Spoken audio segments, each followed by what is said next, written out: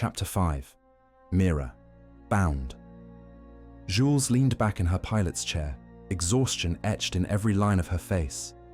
The adrenaline from the monastery battle and the relief effort afterwards was finally wearing off, leaving behind the familiar ache that came after every battle. "I still don't understand why we don't use our air superiority during ground engagements," she said, her hands making minor adjustments on the navigation controls. "Don't ask me. Kethen's the commander," Mira replied from the co-pilot's seat, watching hyperspace stream past the canopy in brilliant blue lines. "Sometimes I understand what my brother's doing, sometimes I don't. But I've learned to trust him. Never lost a battle fighting beside him." A hint of pride touched her voice, though she kept it from sounding like a boast. "Maybe he thinks it's unfair," Jules mused, running a hand through her sweat-dampened hair. "Wants to meet the enemy on equal terms." Before Mira could answer, the control panels erupted in a shower of sparks. The steady hum of their engines died like a heart stopping mid-beat, and the fighter lurched violently out of hyperspace with the grinding shriek of tortured metal. "What in the void?" Jules was already moving, her hands flying over the controls as warning lights bathed the cockpit in angry red. "Talk to me, Jules," Mira said with urgent concern in her voice, her own fingers dancing across the defensive systems panel. "Could be battle damage," Jules called out, contorting herself to examine the underside of her console. The ships had been safely parked within the monastery's great wall during the battle, but in the chaos of that firefight, anything was possible. A ricocheting bolt, debris from an explosion, even sabotage they hadn't detected. "Maybe a stray blaster bolt clipped the power coupling," Jules said to herself as much as to Mira. "These J-type pulse engines should have better shielding, in my opinion. Can you fix it? Maybe if I can reroute power from the..." The conversation died as blaster fire erupted from above, crimson bolts slashing past their viewports. Mira's head swiveled in all directions, her eyes sweeping the star field around them with methodical precision. Above, below, port, starboard, searching for the glint of hull metal or engine flare that would betray their attackers' positions. "There," she said, her eyes looking upwards. "Corsair."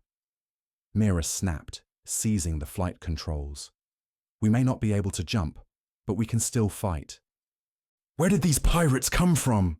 Jules said, her voice tight with sudden dread, as she watched the enemy's movement on their scanner. Mira twisted her fighter into a serpentine spiral, dodging the blaster fire the pirates rained down upon them. She maneuvered into position with a sudden climb, dove sharply, then banked hard to port, guns aligned, ready to deliver a killing shot. But when she squeezed the trigger, nothing happened. "This is not good," Mira snarled with irritation and impatience. "I need blasters, Jules. Where are my blasters?" Mira was an experienced and deadly pilot, provided she had a fully functional ship. Again, she dodged incoming fire, weaving and diving like a raptor in a lightning storm, turning once more to line up a shot. Again, nothing happened when she pulled the trigger. "Blast it," Mira cursed. "We won't last long up here." She threw the fighter into a steep dive toward the planet below, a world of amber deserts and crimson grasslands that might have been beautiful under different circumstances.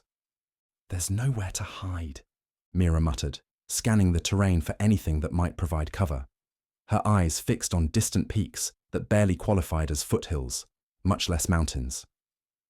"Send a distress signal," she ordered, tension making her voice sharp. Jules activated the comm system. "This is Red Fox 3 of House Rai. We are under attack and requesting immediate..." For the third time, fate cut her words short. Enemy fire found its mark, slamming into their port flank with the sound of thunder. The fighter spun out of control, trailing a black banner of smoke as it plummeted toward the unforgiving surface below. Then, everything went dark. When consciousness returned, Mira found herself face down in the dirt, tasting blood and ash. The haze in her head matched the acrid smoke that hung over the crash site. "I survived," she thought, though survival might prove a crueler fate than death. Her mind fought through the fog, grasping for fragments of memory. The ambush, the ship going down, the screaming of twisted metal. Through the mental haze, she heard a voice echoing from somewhere beyond her vision. "This is our day, boys. We got paid. A new ship. Then these two birds just drop out of hyperspace into our laps." The booming words pulled her toward consciousness. Then the pain hit her like a hammer blow, forcing her fully awake. It was then she realized her hands were bound behind her back, with military-grade restraints and a collar, cold, metallic, wrong, encircled her throat like a serpent. Instinct took over. Mira reached for the force, the way a drowning woman reaches for air. But something was different. The disturbance wasn't around her, it was in her. The collar, it was cutting her off from the force like a tourniquet cuts off blood flow. The realization slammed into her, sudden and breath-stealing. She was like a soldier stripped of her weapon on the battlefield, utterly defenseless and ill-equipped. Rough hands seized her, flipping her onto her back without ceremony. The pirate with a cybernetic arm who loomed over her reeked of engine grease and unwashed flesh, his palm resting possessively on her thigh. "You're a pretty one," he said, his smile revealing gaps where teeth should have been. "You'll fetch a high price from the slavers in the pleasure districts." His hand began its slow, deliberate journey upward. Mira's response was immediate and brutal. She broke his grip with a sharp twist, pulled her knee away, then brought her leg around in a vicious arc that connected with the base of his skull. The pirate collapsed with a wet gasp, his body hitting the ground like a sack of grain. The commotion drew attention. Two more pirates converged on her position, moving with the casual confidence of predators who had done this before. The first one made the mistake of getting too close.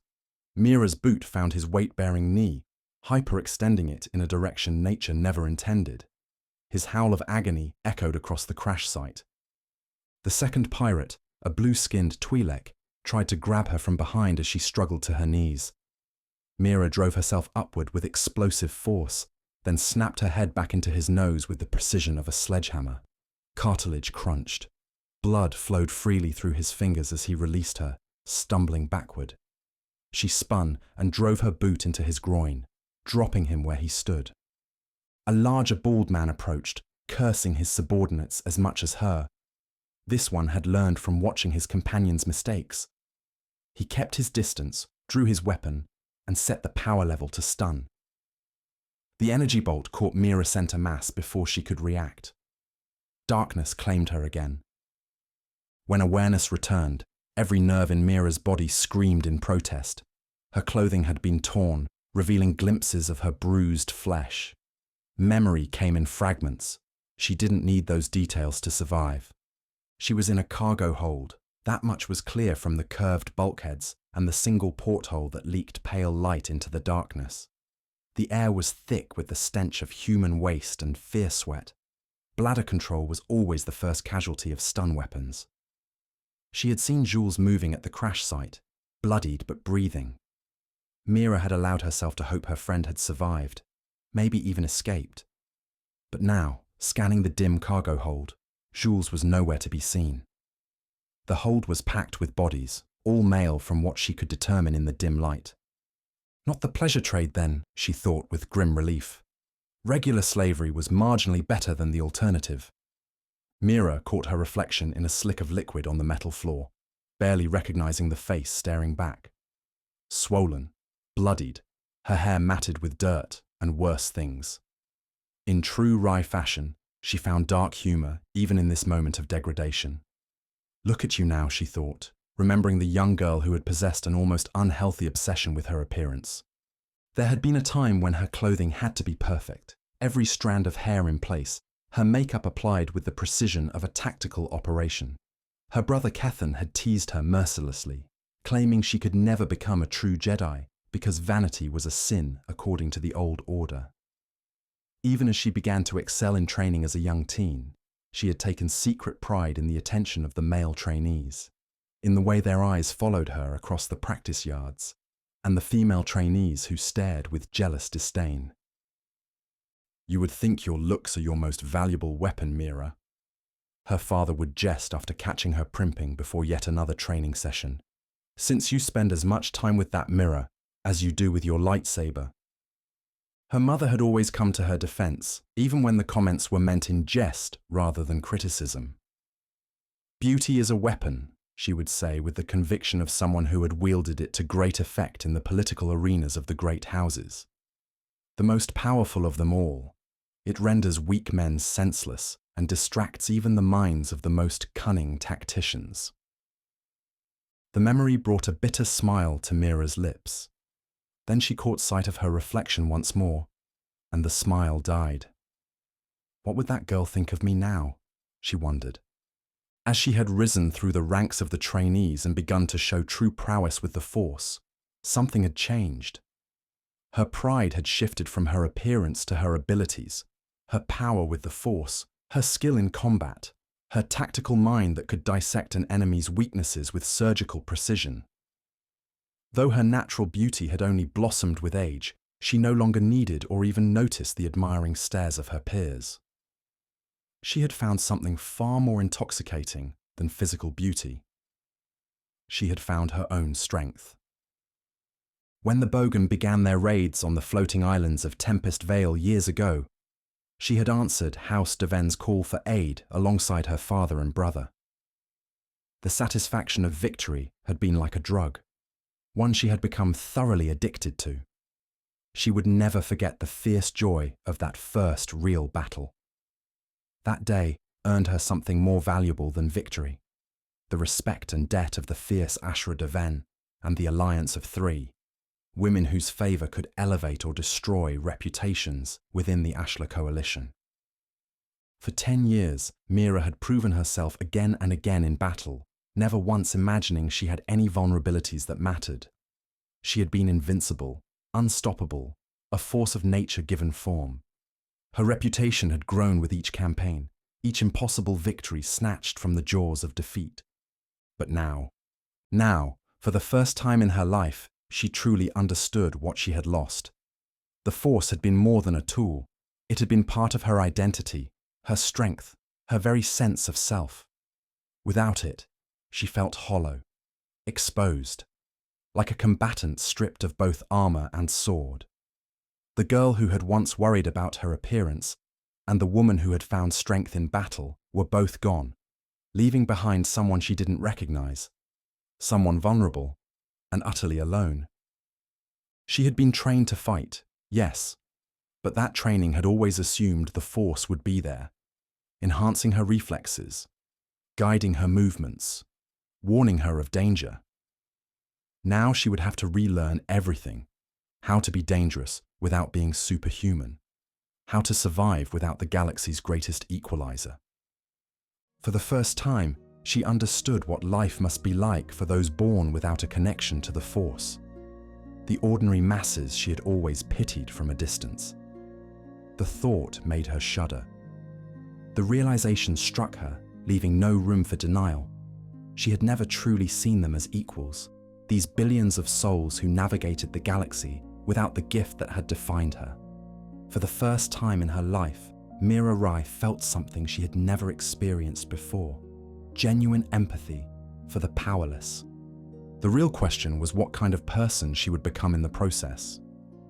The ship's engines thrummed beneath her, carrying her toward an uncertain fate. But Mira had survived the battle on Thylos, and like many battles before, she would survive this too. Force or no Force,